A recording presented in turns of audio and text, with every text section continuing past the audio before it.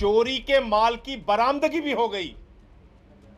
बावजूद इसके ना अब तक चंपत राय गिरफ्तार किए गए, ना अनिल मिश्रा गिरफ्तार किए गए। प्रभु श्री राम के दान पात्र में चोरी करने वालों के खिलाफ एफआईआर दर्ज करके इनकी तत्काल गिरफ्तारी होनी चाहिए। राम मंदिर दान चोरी मामले में संजय सिंह ने एक ऐसा कदम उठाया जिससे दिल्ली तक हड़कंप मच गया। इस वीडियो में हम इसी पर करेंगे बात। नमस्कार, 4 PM पर आप सभी का स्वागत है। दोस्तों, राम मंदिर दान चोरी का मामला अब सिर्फ जांच तक सीमित नहीं रह गया है, बल्कि धीरे धीरे यह बड़ा राजनीतिक मुद्दा बनता जा रहा है। और अब सवाल सिर्फ यह नहीं कि पैसा किसने लिया, कहा गया, बल्कि यह भी है कि आखिर जिम्मेदारी किसकी है, कौन जिम्मेदारी लेगा।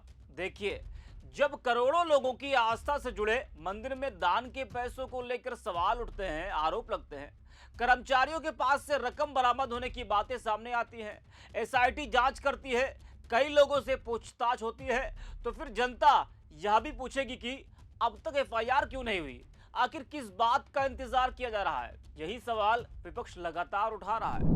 और अब आम आदमी पार्टी के सांसद संजय सिंह ने सीधे राम मंदिर ट्रस्ट के महासचिव चंपत राय के खिलाफ नामजद तहरीर देकर एफआईआर और गिरफ्तारी की मांग कर दी है। यानी विपक्ष अब इस मामले को सिर्फ बयानबाजी तक नहीं, बल्कि कानूनी लड़ाई तक ले जाने की कोशिश कर रहा है, क्योंकि विधानसभा चुनाव करीब है।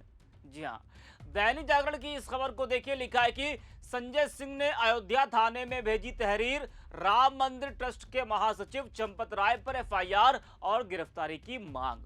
तो संजय सिंह ने राम मंदिर थाना अध्यक्ष को राम मंदिर ट्रस्ट के महासचिव चंपत राय और अन्य अभियुक्तों के खिलाफ नामजद तहरीर भेजकर तत्काल एफआईआर दर्ज करने व गिरफ्तारी की मांग की है।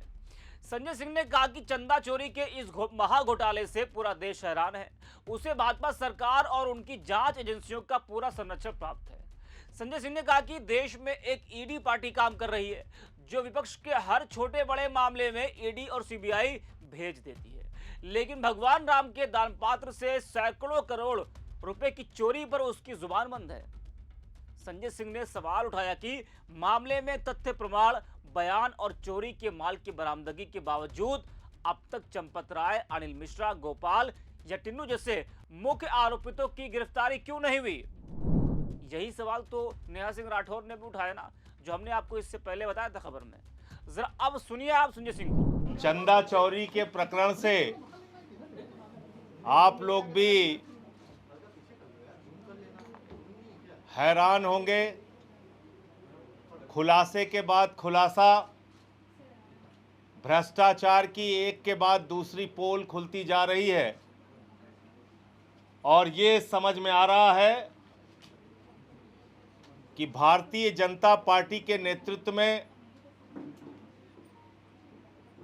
जो प्रभु श्री राम के नाम पर चढ़ावे और चंदे में चोरी हो रही है, उसको पूरा संरक्षण ईडी पार्टी की सरकार दे रही है। इस देश में एक ईडी पार्टी काम करती है जो हर छोटे बड़े मामले में ईडी भेज देती है, सीबीआई भेज देती है, लेकिन प्रभु श्री राम के दान पात्र में सैकड़ों करोड़ की चोरी का मामला सामने आया है, एक भी व्यक्ति की गिरफ्तारी अब तक नहीं हुई, एक भी आदमी को जेल में नहीं भेजा गया। नाम आ गए, तथ्य आ गए, प्रमाण आ गए, सीसीटीवी फुटेज आ गए, हिरासत में लिए गए लोगों के बयान आ गए, और इतना ही नहीं, चोरी के माल की बरामदगी भी हो गई। बावजूद इसके ना अब तक चंपत राय गिरफ्तार किए गए, ना अनिल मिश्रा गिरफ्तार किए गए, ना गोपाल गिरफ्तार किए गए, ना टिन्नू गिरफ्तार किए गए, किसी की भी गिरफ्तारी अब तक नहीं हुई। बहुत सारे नाम सामने आए, लौकस मिश्रा का नाम सामने आया, अवनीश शुक्ला का नाम सामने आया। तो इसलिए मैंने स्वयं से अपनी तरफ से जो थाना राम जन्मभूमि क्षेत्र है अयोध्या में, उसके थाना अध्यक्ष को चंपत राय और अन्य अभियुक्तों के खिलाफ ये तहरीर आज मैं भेज रहा हूं और ये मांग कर रहा हूं कि इन बेईमानों के खिलाफ, चंदा चोरों के खिलाफ, भ्रष्टाचारियों के खिलाफ, प्रभु श्री राम के दान पात्र में चोरी करने वालों के खिलाफ एफआईआर दर्ज करके इनकी तत्काल गिरफ्तारी होनी चाहिए और ट्रस्ट को पूरी तरीके से भंग करना चाहिए, क्योंकि ये ट्रस्ट नहीं है, ये भ्रष्ट ट्रस्ट है और भ्रष्ट ट्रस्ट के भ्रष्टाचारियों को काम करने का अधिकार बिल्कुल नहीं होना चाहिए। और इसमें कई प्रकरण हमने दिया है, क्योंकि यह चंदा चोरी आज से नहीं चल रही है। जब मैंने 2021 में यह मामला उठाया था, उस वक्त अगर गिरफ्तारी हो गई होती इन चोरों की तो शायद आज ये नौबत नहीं आती। अगर ये ट्रस्ट उस वक्त भंग हो गया होता तो शायद आज ये नौबत नहीं आती। मैंने 2021 में प्रमाण के साथ बताया था कि किस तरीके से 5 मिनट के अंदर 2 करोड़ की जमीन चंपत राय और उनके गुर्गों ने 18.5 करोड़ में खरीदी। और इस काम में उनके साथ भारतीय जनता पार्टी यानी कि ईडी पार्टी के मेयर उस समय के ऋषिकेश उपाध्याय भी शामिल थे, लेकिन कोई कार्रवाई नहीं हुई। खुलेआम ये भ्रष्टाचारी घूमते रहे। और अब जो मामले सामने आ रहे हैं, चढ़ावे में चोरी, दान पात्र में चोरी, यहां तक कि चांदी सोने की शिलाएं जो दी गई थी प्रभु श्री राम के मंदिर के लिए, उसमें चोरी। मॉरिशस से आई कोई बहुत महंगी बहुमूल्य शिला थी प्रभु श्री राम की, उसमें चोरी। अब तो एक के बाद एक हैरान करने वाले खुलासे आ रहे हैं और हर जगह चंपत राय का नाम आता है। अभी मैंने एक खुलासा किया जिसमें 3 करोड़ की जमीन चंपत राय ने 24 करोड़ रुपए में खरीदी महंत मुरलीदास जी से। उसका भी जिक्र मैंने इस एफआईआर में किया है। इसके साथ साथ सुल्तान अंसारी के साथ जो खरीद हुई थी उसका भी जिक्र किया है और चढ़ावे में चोरी जो है उसका भी जिक्र किया है। इन 3 मामलों के लिए एफआईआर दर्ज करके इन चोरों के खिलाफ कार्रवाई की जाए, ऐसी मैंने वहां के थाना अध्यक्ष के लिए एप्लीकेशन एफआईआर दर्ज करने के लिए लिखी है।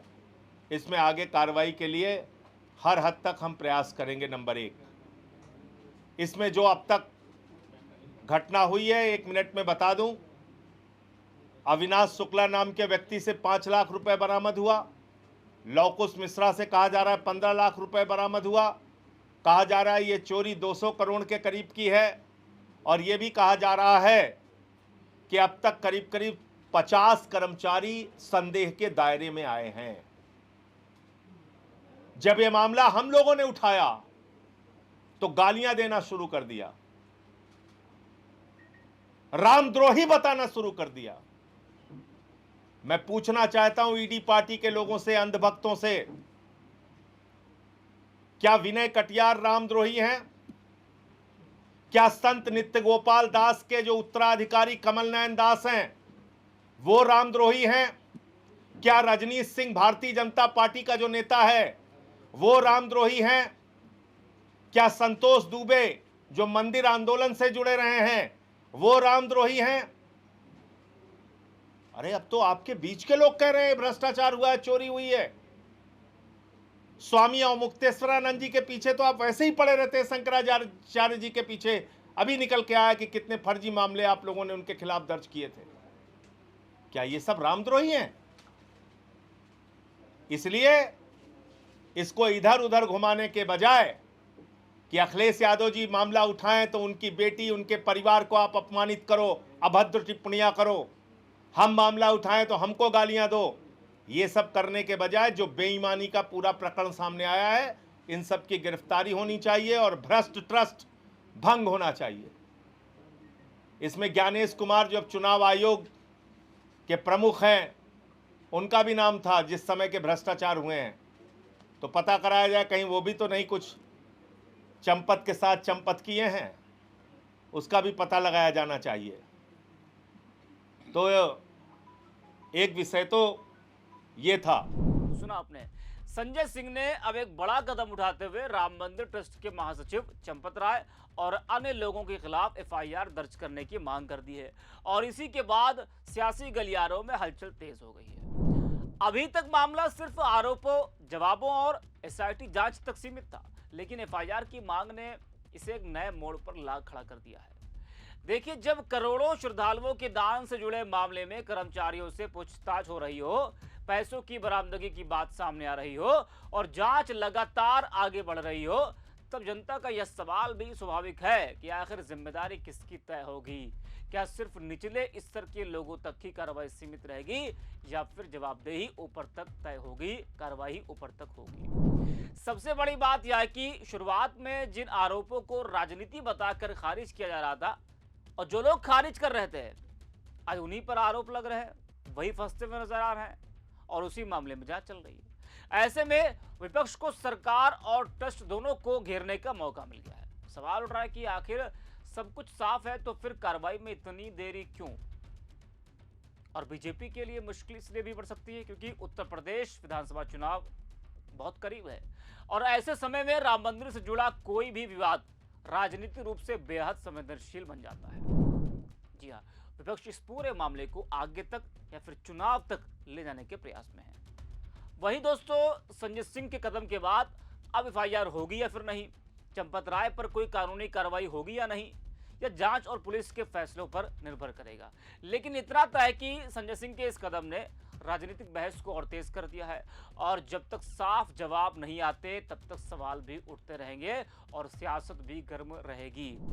साफ जवाब के साथ साथ कार्रवाई जब तक सही से नहीं होगी तब तक ऐसे ही सवाल विपक्ष और जनता के आते रहेंगे। इस वीडियो में इतना ही। आप देखते रहिए 4PM।